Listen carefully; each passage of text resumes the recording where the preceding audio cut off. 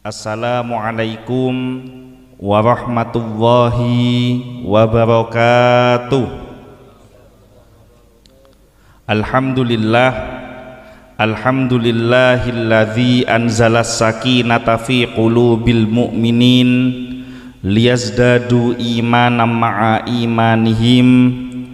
Asyhadu an la ilaha illallah wahdahu la syarikalah wa asyhadu anna Muhammadan abduhu wa rasuluh la nabiyya wa la rasula ba'dah.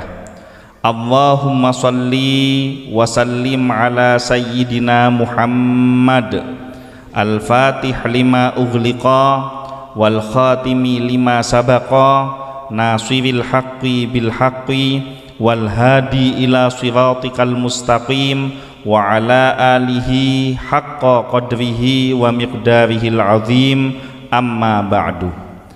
Kepada yang saya hormati dan yang saya muliakan, para alim ulama, para kiai, para ustadz, para guru ngaji, para tokoh masyarakat, kepada yang saya hormati keluarga besar Pak Azka, hadirin yang mudah-mudahan semuanya dimuliakan oleh Allah Subhanahu wa taala.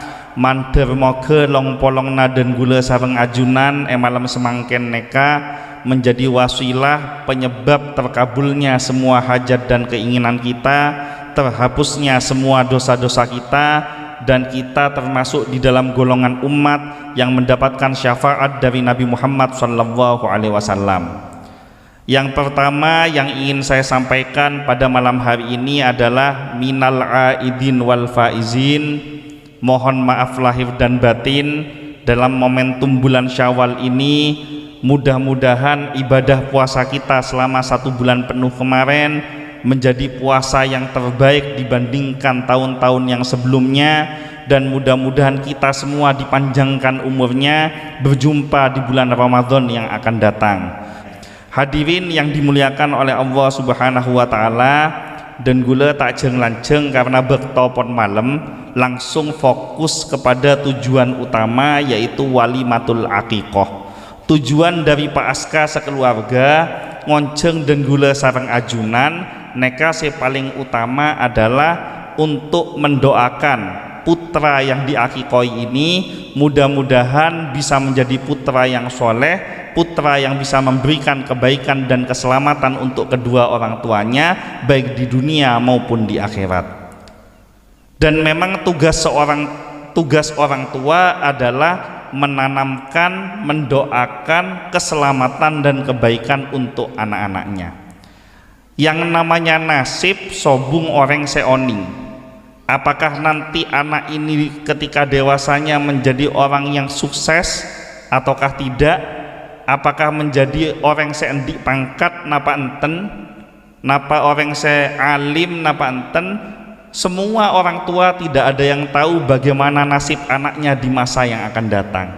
Maka untuk semua urusan yang berkaitan dengan hal-hal keduniawian, orang tua ini tidak perlu terlalu khawatir atau memusingkan.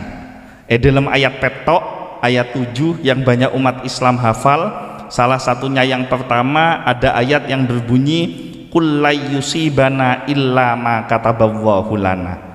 Katakanlah, tidaklah sekali-kali akan ada musibah yang menimpa kita kecuali telah ditetapkan oleh Allah Subhanahu wa taala.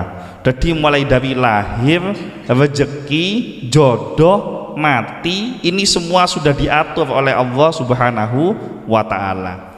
Maka sebagai orang tua tidak perlu terlalu khawatir dengan masalah urusan masa depan anak. Apakah anak ini menjadi anak yang kaya atau biasa-biasa saja, ataukah anak ini menjadi orang seendik pangkat napa enten, reng tua neka tak usah kebeter karena neka pon eatur sareng Allah. Yang harus dikhawatirkan oleh orang tua adalah anak ini bakal jadi anak selamat napa enten, anak yang selamat di dunia dan di akhirat atau tidak. Kira-kira anak ini akan mengantarkan kita sebagai orang tua menuju surganya Allah atau menuju nerakanya Allah. Maka kalau kita ingin anak kita menjadi asbab keselamatan orang tuanya dan juga selamat untuk anak tersebut, nomor satu yang harus ditanamkan mulai dari dalam perut, bahkan ketika sebelum mengandung, ketika suami dan istri baru ikrar menikah, yang harus ditanamkan adalah keluarga ini harus dibangun dengan ketauhidan, keimanan dan ketakwaan yang baik. Takwa ini harus menjadi modal dasar utama sebagai seorang mukmin dan muslim. Karena mon sobung takwana tekak soki, tekak melarat jadi musibah. Mon tak endik takwa, endik pangkat, napa tak endik pangkat, neka juga musibah. Maka takwa ini harus ditanamkan bahkan mulai dari bapak dan ibunya. Bibitnya harus ditanamkan, diawali dari bapak dan ibunya. Jangan harap punya anak cinta Al-Quran kalau bapak ibunya tidak pernah membaca Al-Quran. Jangan harap punya anak menjaga sholat 5 waktunya kalau bapak ibunya suka la abajengah. Bagaimana anaknya bisa punya akhlak yang baik kalau bapak ibunya ketika berkata, berujar sering mengeluarkan kalimat-kalimat yang menyakiti hati, suka mengucapkan kalimat-kalimat yang kasar. Maka ditanamkan mulai dari kecil. Bahkan para ulama mengajarkan kepada kita neka masya Allah, mulai dari anak dalam tabu, reng tua neka ajaraki sareng para guru-guru dan gula sareng ajunan pakon pe istiqomah maca surat Yusuf sareng surat Maryam. Disuruh istiqomah baca surat Yusuf dan surat Maryam. Tujuan yang paling utama adalah supaya anak ini mendapatkan barokahnya Al-Quran, mon lake akhlaka engak Nabi Yusuf, mon bini imannya seperti Siti Maryam. Ini tujuan dari ulama cuman lambe. Tapi semakin mereka banyak saya salah kaprah. Maca surat Yusuf niata male anakna mon lahir lake genteng, mon lahir bini radin. Ya mohon maaf, mereka tergantung bibit. Mon bibita saya lake coba, saya bini coba, pak embuna coba. Mon anak-anak lahir genteng bi radin, mereka tetangga bisa curiga. Mak bisa pak embuna celeng, anak-anak bisa fote kan seneka. Jadi Al-Quran ini bukan masalah urusan duniawinya, tapi tujuan dari surat Yusuf dan Maryam adalah untuk supaya anak ini mendapatkan barokah huruf-huruf yang dikeluarkan dari Al-Quran. Maka ketakwaan ini harus ditanamkan mulai dari dalam perut. Apa yang dimaksud dengan takwa? Empian mon abajeng Jumat, salah satu rukun khutbah, rukun khotib, neka tidak sah khutbahnya seorang khotib kalau tidak ada wasiat tentang takwa. Abajeng Jumat mon sobung usikum wa nafsi bi taqwallah, neka tak sah. Nah artinya apa?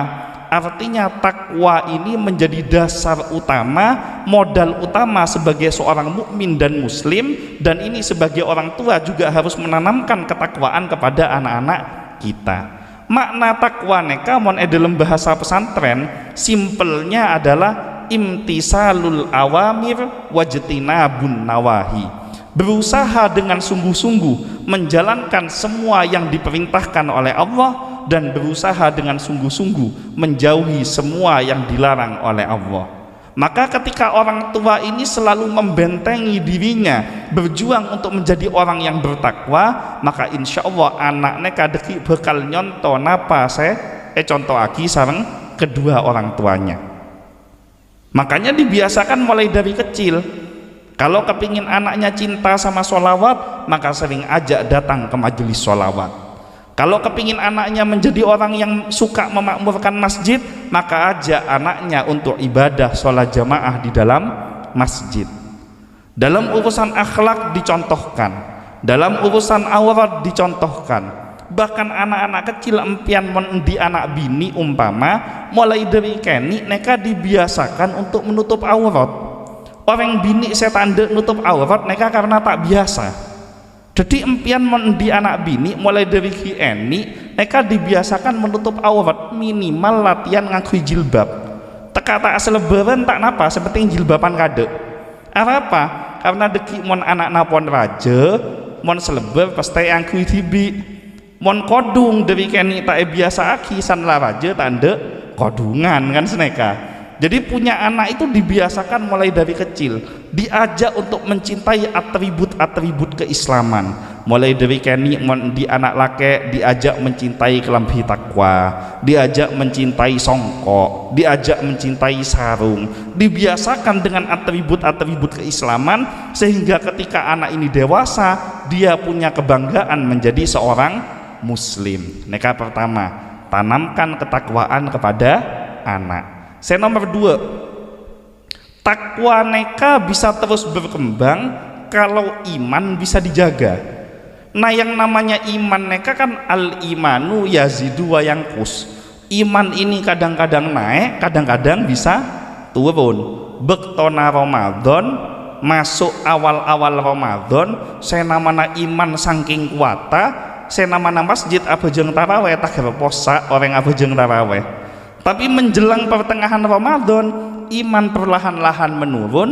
Yang awalnya di masjid banyak orang yang sholat taraweh, akhirnya sofnya mengalami kemajuan, jen abid jen maju ke akhirnya ada sekali. Di akhir-akhir Ramadan bukan masjid yang dimakmurkan, tapi toko kelambi saya makmur lagi. Gula di toko kelambi, neka mon malam takbiran, masya Allah, tak lebat kalau 12 malam pakun rami. Nah ini yang dinamakan iman kadang naik kadang turun, dan ini terjadi kepada siapapun. Bahkan alim ulama, para kiai, para habaib tetap punya ujian iman ini bisa naik dan turun. Maka kita harus punya standar untuk menjaga supaya iman ini tidak lenyap atau hilang di dalam hati kita. Boleh turun tapi jangan sampai hilang di dalam hati kita. Maka kita tanamkan kepada anak kita bahwa Islam itu adalah agama yang sangat menyenangkan. Islam neka adalah agama yang gampang. Orang merasa Islam, orang terjadi iman bisa turun karena menganggap Islam ini tidak menyenangkan. Kadang-kadang ini bahaya. Banyak orang yang pemahaman Islamnya sedikit seringkali mengeluarkan pernyataan-pernyataan yang melemahkan iman. Salah setong contoh, banyak orang saya ngocak bahwa di dalam Islam itu tidak setiap orang Islam mati pasti masuk surga. Bahkan seorang kiai pun kalau dia meninggalnya su'ul khotimah, banyak dosa yang diperbuat, seorang kiai pun meninggal akan masuk ke dalam neraka. Ini pendapat yang berbahaya. Kalau ini ditanamkan kepada anak turunan kita, ini berbahaya. Apa bahaya? Sementara kita menakut-nakuti orang bahwa setiap mukmin belum tentu masuk surga, bahwa seorang Islam belum tentu masuk surga. Teman kita, saudara kita yang beda agama, contoh agama Nasrani, neka mon kampanye urusan agama, neka luar biasa. Mon beda orang agama Nasrani, maleng, tak pernah laku bagus, coba melolo, pas mate, neka Pak Pendeta bisa ngocak, orang ini telah bahagia bersama Bapak di surga. Mate, maling, bajingan, mate kebele telah bahagia bersama Bapak di surga. Sementara empian jadi orang Islam pas ngocak bahwa setiap orang Islam belum tentu mati masuk ke dalam surga. Nah, maka kita harus tanamkan kepada anak turunan kita, Islam ini agama yang menyenangkan. Siapa yang masuk Islam bakal selamat. Islam itu gampang, ndak usah berbuat dosa, ndak usah berbuat tentang hal-hal yang buruk, minimal menjaga diri dari tidak maksiat itu sudah bagus. Makanya kenapa tadi al-imanu yazidu wa yanqus, iman itu bisa bertambah dan bisa menurun. Ini ada penjabarannya, yazidu bit ta'ah wa yanqus bil ma'siyah, bertambah dalam urusan ketaatan dan berkurang di dalam urusan maksiat. Makanya para ulama zaman lambe neka mau ngaji lagi tentang urusan agama, masya Allah, beda orang tukang mabuk dateng ke kiai, kiai nata Pak kiai saya alim, kiai gula neka sekut mabuk, sekut ngenom, kira-kira mon masuk Islam tepak benih Islam neka, kira-kira mon masuk Islam dek remah, remah napa enten? Dijawab oleh kiai ini, ndak apa-apa, masuk Islam dulu, setelah Islam kamu mau mabuk ndak apa-apa, yang penting kerjakan ibadah sholat. Kamu mabuk ndak apa-apa, yang penting kamu kerjakan ibadah sholat. Nah neka orang saya pemahaman cetek, neka langsung ngocak, ya tak ejub neka. Apa soro mabuk tak napa, si penting abojong. Kan di dalam hadis diterangkan bahwa siapa yang minum minuman keras 1 kali 40 hari sholatnya tidak diterima. Loh, ini orang disuruh udah papa mabuk soro abejeng. Nah ternyata ketika kiai ini ditanya, kamu pemahamannya jangan dibalik. Betul, memang ada hadis Nabi, minum minuman keras 1 kali 40 hari sholatnya akan ditolak. Itu untuk orang yang sudah istiqomah di dalam ibadah, istiqomah di dalam Islam. Tapi kalau ada seorang pemabuk yang tidak pernah mengenal Islam, tidak pernah mengenal sentuhan hidayahnya Allah, maka harus pakai dalil yang lain. Apa dalilnya? Innas sholata tanha anil fahsya'i wal munkar. Sesungguhnya sholat dapat mencegah perbuatan keji dan mungkar. Maka dengan orang ini sholat, walaupun dia mabuk, barokahnya sholat, maka perbuatan-perbuatan keji dan mungkar akan dihilangkan oleh Allah oleh hidayah barokana ngelaksana aki abejeng. Nah ini tanamkan kepada anak turunan kita, Islam itu menyenangkan, Islam itu gampang, Islam itu rahmatan lil alamin. Islam itu umpama kamu tidak bisa buat pahala, minimal jangan kebai maksiat. Makanya kenapa di Ramadan kemarin insya Allah kebi hafal hadisannya kah? Beda hadis yang berbunyi naumus shaim ibadah, tidurnya orang puasa itu ibadah. Ini maksud hadis neka beni empian pakon tedung bekto apasa, tapi maksudnya adalah daripada empian apasa pas akabai dosa mengurangi nilai ibadah dari bahasanya puasanya, maka jauh lebih baik tedung daripada lisan memfitnah orang, lisan menyakiti hati orang lain. Jauh lebih baik empian tedung daripada mata ngabes setak oleh, telinga ngedingaki setak perlu, kemudian tangan dan kaki digunakan untuk hal-hal yang mengurangi pahala puasa, maka lebih baik digunakan untuk tidur. Maka tidak hanya puasa, tidurnya seseorang mukmin untuk tujuan menghindarkan dirinya dari maksiat itu adalah pahala untuk dirinya. Nah kalau anak turunan kita ditanamkan seperti ini, bahwa nak, kamu kalau imannya lagi naik, tambah ketaatanmu, tambah ibadahmu, tambah bacaan Qur'anmu.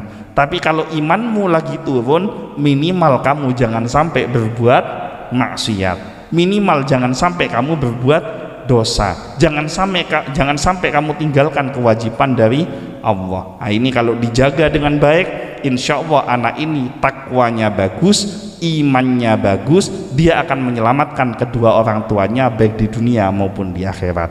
Terakhir, kalau kepingin punya anak yang soleh, ajarkan mulai dari kecil untuk membangun silaturahim bersama keluarga dan saudaranya. Jangan ajarkan permusuhan di antara keduanya, karena zaman semangken neka umat Islam sangat suka sekali mengumbar permusuhan karena urusan-urusan keduniawian. Hanya karena masalah beda pilihan petenggi musuhan, urusan masalah beda partai tak nyapa, urusan masalah politik asoker, urusan masalah duniawi bertengkar antara yang satu dengan yang lainnya. Akhirnya lisannya mengeluarkan kalimat yang menyakitkan, tangannya digunakan untuk mengetik kata-kata yang menyakitkan melalui status di media sosialnya, tindakan-tindakannya banyak merugikan orang-orang yang di sekelilingnya. Orang-orang model begini ini jangan harap punya anak yang soleh dan solihah, karena dia tidak mencontohkan bagaimana membangun silaturahim yang baik dengan orang-orang yang ada di sekelilingnya. La yadkhulul jannah man qati'ar rahim. Tidak akan masuk surga orang yang memutuskan tali silaturahim. Makanya arapa umat Islam neka every bulan Ramadan, lestarena Ramadan lanjut lagi ke Syawal, pakon maaf-maafan. Tujuannya adalah diminta untuk saling mengikhlaskan antara yang satu dengan yang lainnya. Ketika itu berkumpul dengan para sahabat, bertanya kepada para sahabat, atadaruna anil muflis, kamu tahu enggak yang dinamakan orang bangkrut itu apa? Yang dimaksud orang bangkrut itu seperti apa?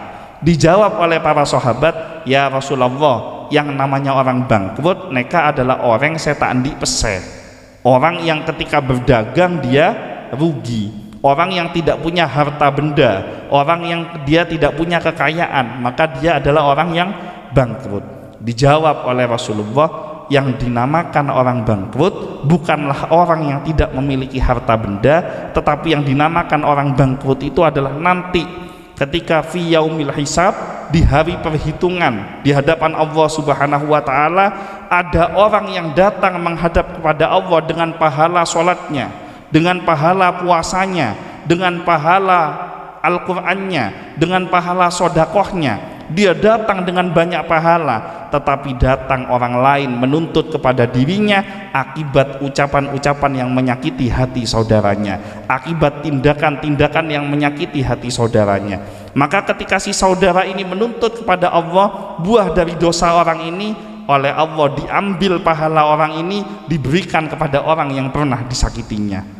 Ketika pahalanya sudah habis, sementara orang ini masih punya kesalahan-kesalahan kepada orang lain, maka dosa orang-orang yang pernah disakitinya diberikan kepada orang tersebut, sehingga semua ibadah yang ada di dunia, yang dia lakukan di dunia, semuanya sia-sia, dan akhirnya dia mati masuk di dalam nerakanya Allah. Maka ini yang dinamakan orang yang muflis atau orang yang bangkrut. Maka selagi kita punya anak, ayo kita jaga anak kita jangan sampai menjadi orang yang bangkrut. Tidak apa-apa kita disakiti oleh orang lain, tapi jangan sampai kita menyakiti hati orang lain. Tidak masalah kita dikecewakan oleh orang lain, tapi jangan sampai kita yang mengecewakan orang lain. Tanamkan kepada anak turunan kita, orang lain boleh salah, tapi kita tidak boleh berbuat salah. Orang lain boleh zalim, tapi kita tidak boleh berbuat zalim. Ketika kita ikhlas dengan setiap kebaikan atau kejahatan yang dilakukan orang lain kepada diri kita, maka yakinlah pasti Allah langsung yang akan membalasnya, memberikan kebaikan dan keselamatan kepada diri kita dan anak turunan kita. Mudah-mudahan apa yang dihajatkan oleh Pak Aska, yang menginginkan anak yang soleh, yang bisa memberikan kebaikan dan keselamatan baik di dunia maupun di akhirat, dikabulkan oleh Allah Subhanahu wa taala. Putranya menjadi putra yang ahli sholat, ahli Quran, akidah ahlus sunnah wal jamaahnya terjaga sampai akhir hayatnya. Dan mudah-mudahan semua anak turunan kita diselamatkan oleh Allah, semua anak turunan kita menjadi penyebab kita berjumpa dengan Allah, mendapatkan syafaat dari Nabi Muhammad SAW. Dan mudah-mudahan semua yang hadir pada malam hari ini diberikan keluarga yang baik dan selamat, keturunan yang baik dan selamat, diberikan rizki yang barokah, diberikan ilmu yang manfaat, dan dikumpulkan bersama Nabi Muhammad SAW di surganya Allah Subhanahu wa taala. Ala hadihin niyah wa ala kulli niyatin sholihatin wa ila hadratin nabil mustafa Muhammadin sallallahu alaihi wasallam. Syaulillailahumul fatihah. Bismillahirrahmanirrahim. Alhamdulillahirabbil alamin arrahmanirrahim maliki iyyaka na'budu wa iyyaka nasta'in shiratal ladzina an'amta 'alaihim ghairil maghdubi 'alaihim waladdallin. Amin. Mungkin itu saja yang bisa saya sampaikan, kurang lebihnya mohon maaf. Kecepot gula mirah, salah lopot nyon sabora. Wallahul muwaffiq ila aqwamit thoriq, wabillahi taufiq wal hidayah. Wassalamualaikum warahmatullahi wabarakatuh.